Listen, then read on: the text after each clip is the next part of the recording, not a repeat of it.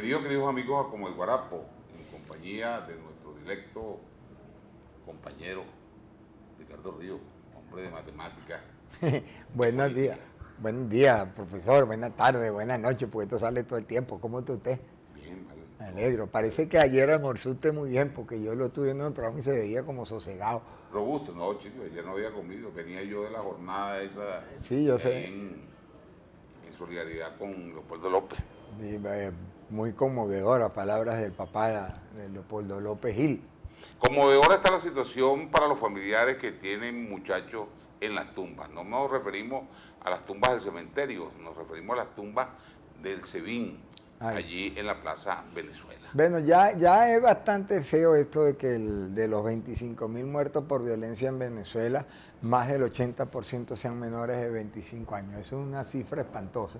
¿Más? Del 80% son menores de 25 años. Ah, no, sí, por supuesto. Una cifra espantosa. Claro. Pero además de eso, nosotros en este momento lo que estamos pidiendo es que abran las tumbas, no de los muchachos que han muerto en la violencia, sino de los estudiantes o lo que sean, que están detenidos a 5 pisos por debajo del nivel de la superficie. 5 pisos de sótano. Un sótano en condición sin luz, sin luz natural, creo que tienen 15 minutos a la semana, sin derecho a salir al baño sino una vez cada cierto tiempo, todo el tiempo el mundo es blanco y el traje es caqui, es decir, que están y les confunden el uso del tiempo. Son las técnicas que está aplicando la revolución para la construcción del hombre nuevo. ¿Tú sabes quién aprendió esas técnicas? El camarada Beria. ¿Y sabe de dónde las sacó?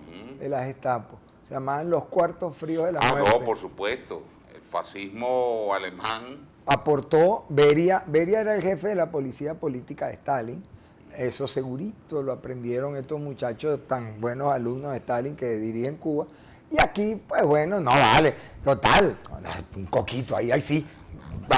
Duro fue cuando a mí me metieron 73 planazos en Cocollar. Así razona. Así razona más de uno. Sí. Los muchachos que también nos preocupan, bueno, ya evidentemente su situación, o lo que fue ya. ¿Qué horror es? Un horror fue lo acaecido en la ciudad de Mérida, donde 2 estudiantes universitarios fueron detenidos por la policía y posteriormente aparecieron muertos en un matorral. Ese delito lo tienen que pagar quienes promovieron el irrespeto a los derechos humanos implícitos en la resolución 8610. Creen que el respeto a la vida es un juego, creen que el respeto a la vida es una declaración bonita de la Constitución y no un ejercicio diario en el deber de la policía. Esos 2 muertos, como cualquiera que ocurra por abusos policiales o por razón que sea, merecería una investigación a fondo y una aclaratoria. Pero los 25.000 que hablamos antes, el 90% no son investigados. Muy conmovedora está la situación en la ciudad de Mérida. Y bueno, a partir de este tipo de situaciones, lamentablemente, siempre van a generarse otras consecuencias. Consecuencias que seguramente van a tener que ver con la protesta estudiantil, que va a exigir necesariamente que se realice una investigación a fondo que dé con los responsables de estos 2 abominables crímenes. Cuando yo era pequeño hubo un asesinato así de José Uribe, ¿te acuerdas? Que se perdió. Cuando tú eras pequeño, yo no. No, pero tú eras menos pequeño, bueno, menos grande, pero nada más. No grande. No, que el muchacho José Uribe, el otro era Carlos Bello y José Uribe, que aparecieron muertos en Mérida, detrás del edificio administrativo, y se descubrió que fue la Guardia Nacional y no pagaron. Total, son gobiernos sin control, gobiernos militares, gobiernos que no rinden información ante la justicia, porque la justicia se utiliza aquí para aterrorizar solamente. Pero para mejorar estos procedimientos, el gobierno nacional no vía una ley que hubiera sido lo normal de la Asamblea Nacional, por supuesto, sino vía decreto, vía resolución. ¿Qué cosa?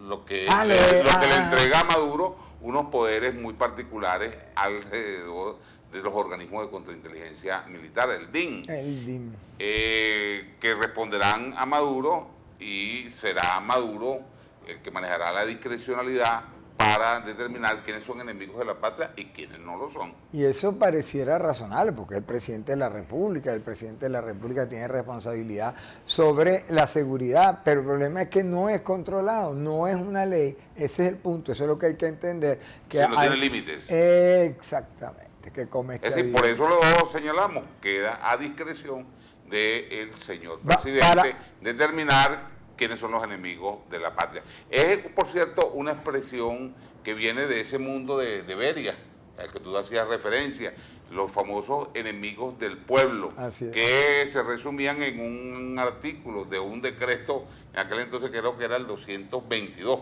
El 222. 222, donde era tan amplio y tan genérico que ahí cabía cualquier interpretación para aplicárselo a cualquier persona a la que se le antojara, a los dueños del poder, en ese momento el abuelito Stalin, Iberia, para señalarlos como enemigos del pueblo y enemigos de la revolución, enemigos de la patria, de la nación, y en consecuencia pagar con terribles su vida. consecuencias. 5 millones de desaparecidos en las purgas.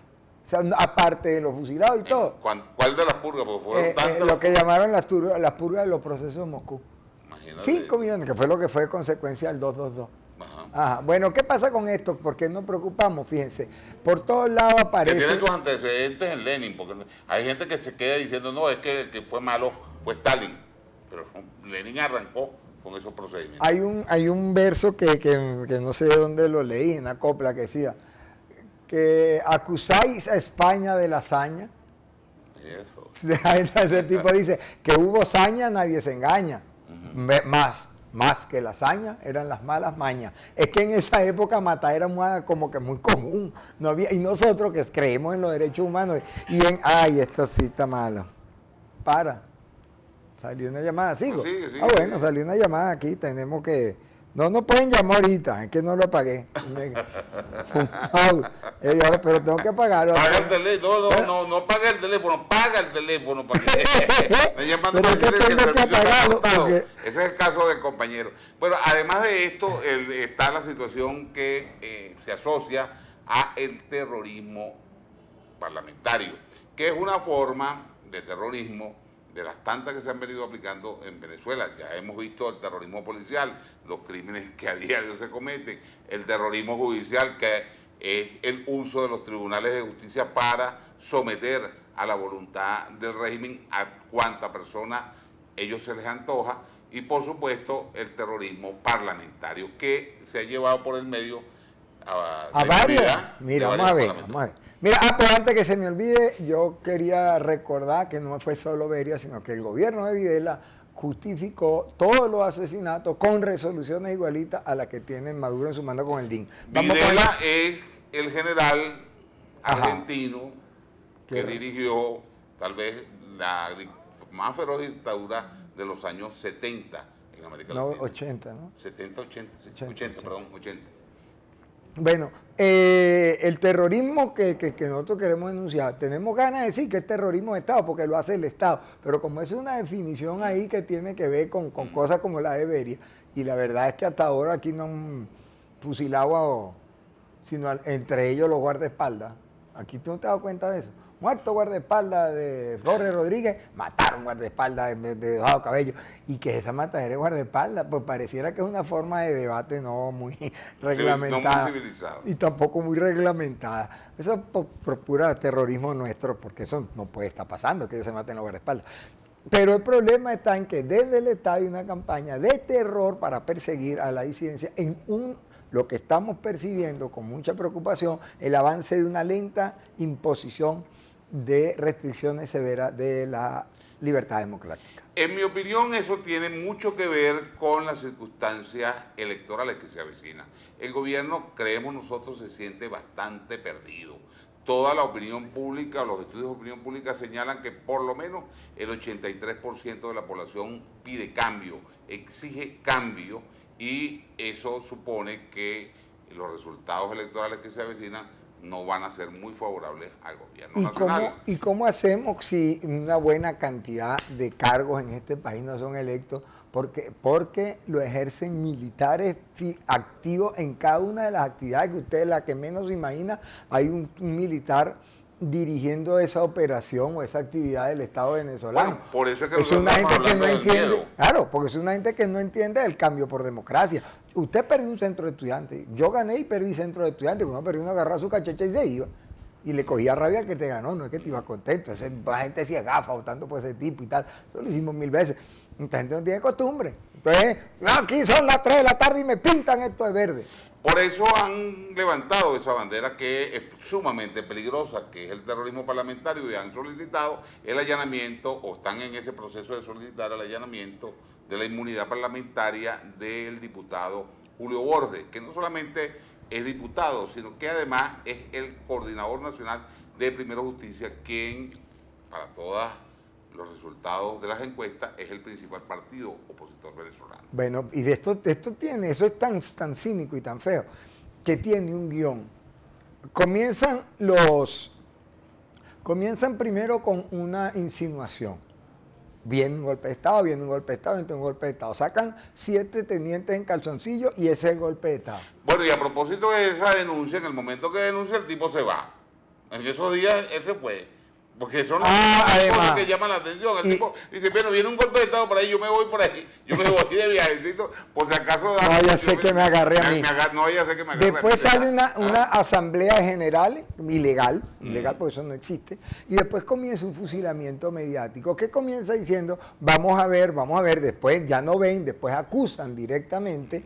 Ahora inventaron que, o es verdad, yo no lo sé, que Julio Borges era el contacto con militares en la campaña de Capriles, lo cual es muy estándar en todo proceso electoral, que haya una comunicación con el Plan República. Y entonces que de ahí quedó hablando con militares, y es que uno no puede hablar con militares. Pero el tipo es un atajo de loco. Y entonces, no son un atajo de loco, sino un atajo de cínico. Y entonces, porque además, bueno, militares es lo que sobra ahí en el Parlamento. El que dirige el Parlamento Nacional es un militar. Y la gente tiene necesariamente obligado que hablar con él. Bueno, de verdad que a uno le cuesta pensar que... Entonces, si tú hablas con un militar, estás combinando. Sí, aunque... Oye, realmente no depende. Si tú hablas con Pedro Carreño, lo que estás es perdiendo el tiempo. Otra cosa. No depende militar. Depende. Tienes toda la razón. Tienes toda la razón. Pero en este caso están las acusaciones contra Borges, que son peregrinas, son una locura. Son una locura. Pero ¿qué pretende el gobierno con esto a nuestro modo de ver? Pretenden crear un clima de miedo que inhiba a la población en ese proceso que se va dando en la calle de respuesta contraria al gobierno. Miedo hay, eso es verdad, la gente no le gusta que la maten y amenazan con matar, y sacaron una resolución que dice lo vamos a matar todito. Y uno viene y dice, ay, qué feo, y pareciera que este llega, no llega, eso tiene consecuencias y eso no perime, no se olviden ustedes los que van a matar, que algún momento se le hace pagar. No es el primer momento en el cual ellos tratan de crear un clima de miedo cuando se crea una situación de naturaleza electoral. Yo recuerdo que en las elecciones donde fue Manuel Rosales, en las elecciones previas, la previa fue la abstención. No, en esas elecciones, la consigna, antes de decidir la candidatura de Manuel Rosales, estaba la candidatura, recordemos todos, la de Borges, y la de Pekov y la de Rosales. Y las consignas de todos los precandidatos de la oposición iban en torno al miedo, es decir, la de Pekov era la más... Sí, sin miedo se llamaba. Se llamaba sin miedo, ¿no?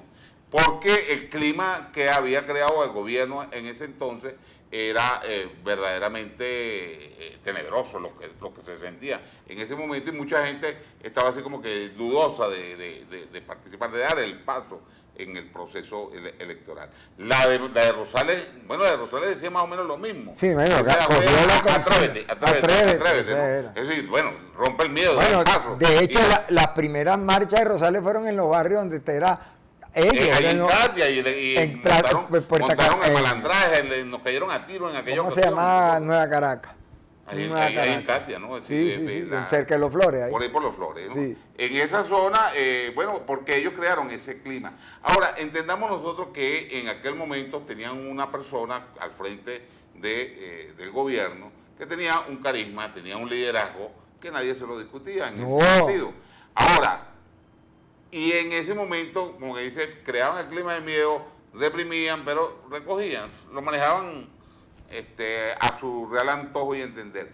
En este caso, donde tienen una persona que tiene el 83% de la población en contra, que no tiene carisma, que no lo respetan ni la gente de su propia organización, bueno, ¿por qué toman este tipo de decisiones? Bueno, La 8610, esta ahora la del DIN, bueno, ¿por qué están creando y todo, fíjate, como le quitaron la inmunidad, no, el cargo completo a María Corina, a Mardo.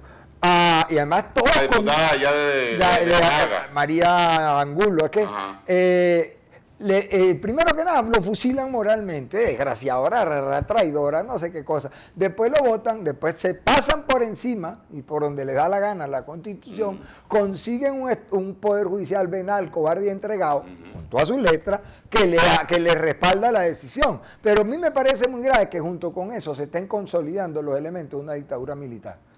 Porque de manera constitucional, porque para el tal presidente dándole visto bueno a todo este poco de medidas, lo que todavía no llegamos a las grandes masacres, pues, ojalá no lleguemos nunca. Pero como la del DIN o como la cantada, el allanamiento de la inmunidad parlamentaria de Julio Borges, queda muy claro que estamos sentando las bases, utilizando la Constitución para un gobierno militar de larga duración. Pero yo creo que esto hay que meterle un poco más la lupa, Ricardo, vale. que va más allá de esto. Crean un clima de miedo para tratar de inhibir a la población, para favorecer un supuesto fenómeno de abstención que le permitiría a ellos recuperar un poco de oxígeno y tratar de avanzar en su propuesta electoral. Pero además hay otras cosas que están sucediendo allí y que, por eso decimos, la configuración de un cuadro de terrorismo de Estado es lo más próximo que nosotros tenemos. ¿De qué estamos hablando acá? Tú lo dijiste, usan los aparatos judiciales para darle legalidad a todos sus actos abominables. Y, por supuesto, usan el aparato policial para ejercer de manera directa la represión en la calle contra la gente.